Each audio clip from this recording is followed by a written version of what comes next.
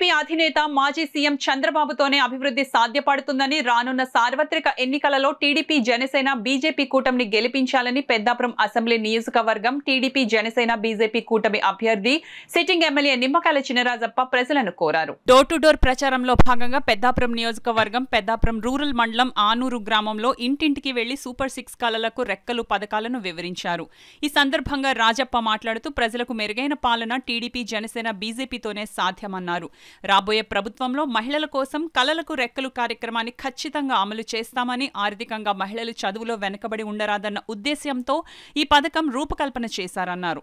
రాష్ట్రంలో ఎన్నికల కోసం ప్రజలు ఎదురు చూస్తున్నారన్నారు. టీడీపీ జనసేన బీజేపీ కూటమిని చూసి సీఎం జగన్ రెడ్డి భయపడుతున్నారన్నారు.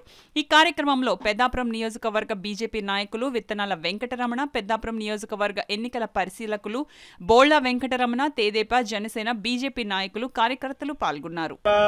జగన్మోహన్ రెడ్డి గారు 10 నియోజకవర్గానికి మరి డబ్బు పంపడం కానీ, కడప నుంచి 50 వ్యక్తులు కానీ పంపడం జరుగుతుంది. పెద్దాపురం నియోజకవర్గానికి కూడా కడప నుంచి 160 మంది ఇవాళ లాడ్జీలో ఉన్నారు. అది ఎలక్షన్ కమిషన్కి పోలీసుకి ఇచ్చి ఇప్పుడు వరకు కూడా పట్టించుకోలేదు. నేను 2 days అయింది ఇచ్చి 2 days అయినా ఇవాళ రెస్పాన్స్ లేదు. మరి కింద పోలీసు అంతా కూడా ఏమీ లేదు, అక్కడ లేరని చెప్పి సమాధానం చెప్తున్నారు. లేకపోతే నేను చూపెట్టడానికి కూడా సిద్ధంగా ఉన్నాను. ఎక్కడ ఉన్నారు, ఎక్కడెక్కడ ఉన్నానని చెప్పి నేను సవాల్ చేస్తున్నాను. నేను చూపెడతాను, రండి. మీరు లేదని చెప్పి ఎలక్షన్ కమిషన్ చెప్పడం కాదు, మళ్ళీ ఎలక్షన్ కమిషన్ మళ్ళీ పెడతాను. ప్లేస్ కూడా పెడతాను. ప్లేస్ కూడా చెప్పి ఇప్పటికైనా నన్ను కంట్రోల్ చేయకపోతే వేళ ఇక్కడ ప్రాబ్లం వచ్చే పరిస్థితి కూడా కనపడదు.